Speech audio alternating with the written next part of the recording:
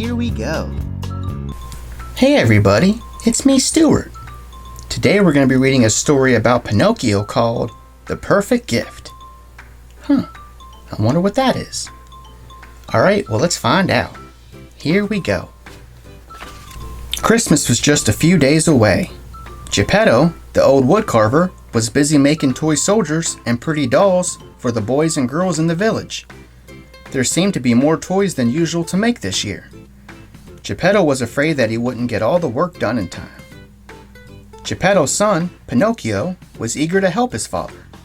He knew Geppetto worked harder during the Christmas season than at any other time of the year.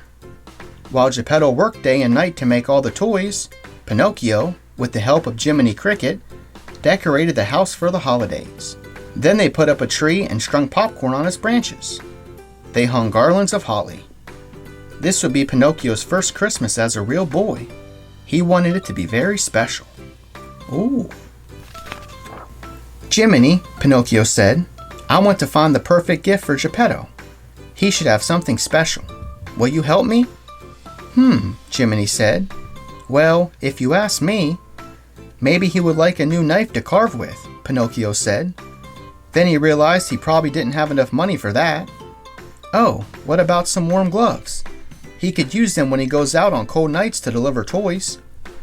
You know, Pinocchio, I wonder if a better gift would be, Jiminy began. Socks, Pinocchio cried, or a new hat. Come on, Jiminy, let's go to the shops and see what we can find.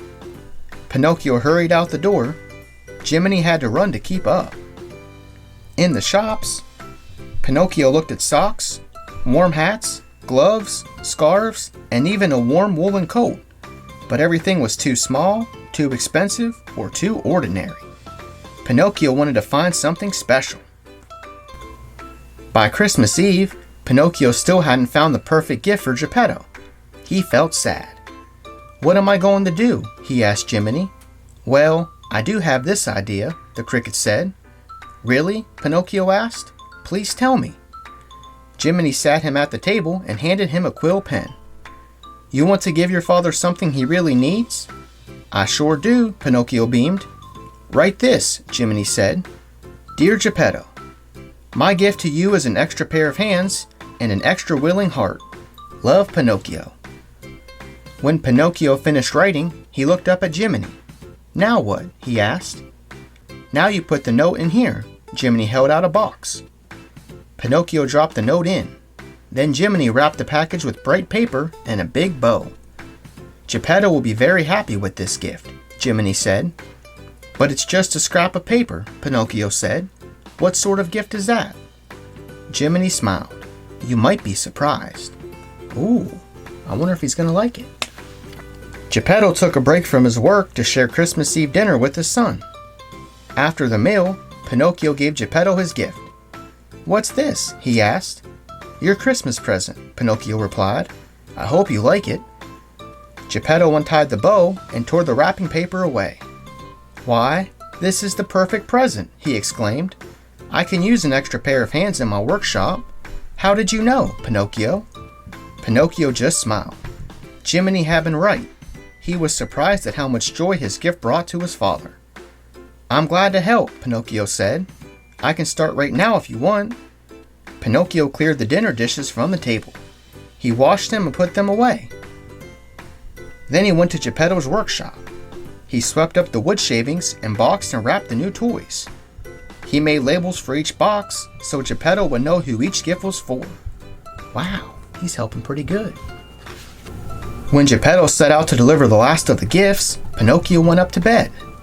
He was tired after helping his father all night, but he was also very pleased that he made his father so happy. As he drifted off to sleep, he promised himself that he would help out more often. That night, the Blue Fairy appeared. Because you have been so thoughtful this year, I came to grant you one very special Christmas wish, she said. Think carefully about what you want.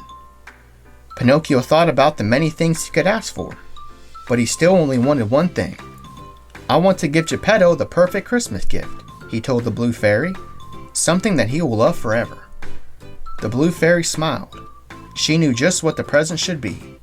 "You are a very kind and loving boy, Pinocchio," she said. "I'm sure Geppetto will treasure this gift for years to come." Ooh, I wonder what this is. The next morning, Geppetto woke up early. He quietly went downstairs to light the fire and make breakfast.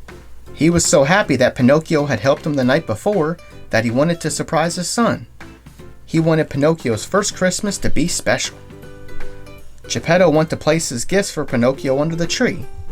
He had carved a beautiful toy rocking horse and had crafted a playful jack-in-the-box. When he looked at the tree, he paused. Then he gasped. A puppet that looked exactly like his son hung from the branches. "My dear Pinocchio," Geppetto said with a smile. He examined the puppet. It looked just like a puppet he had made a long time ago. One lonely night, he had made a wish on the wishing star that the puppet would turn into a real boy.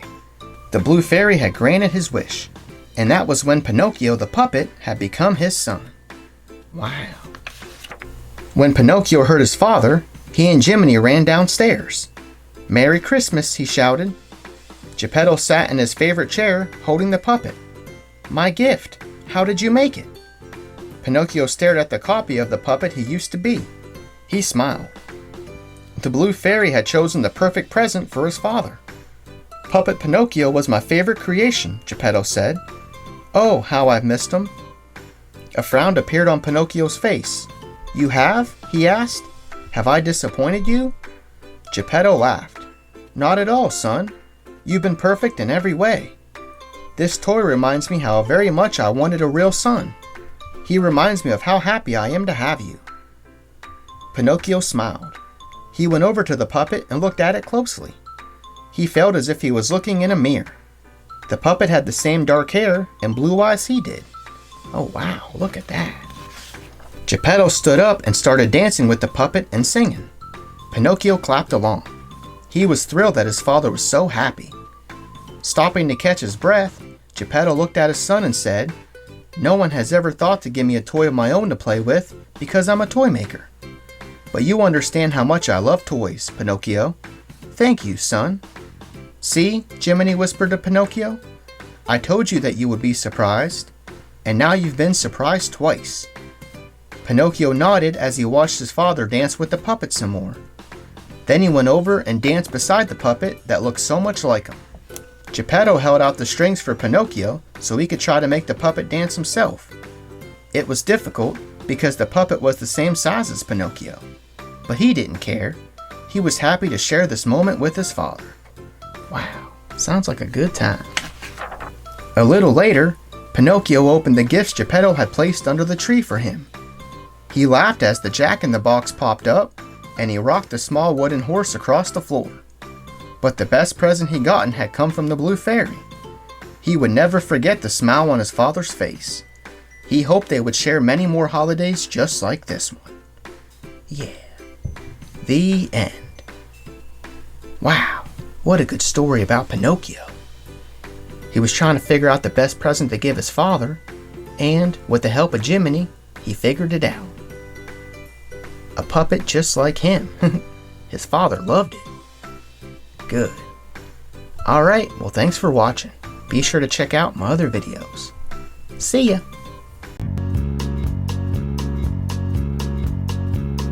Thanks for watching. See you next time.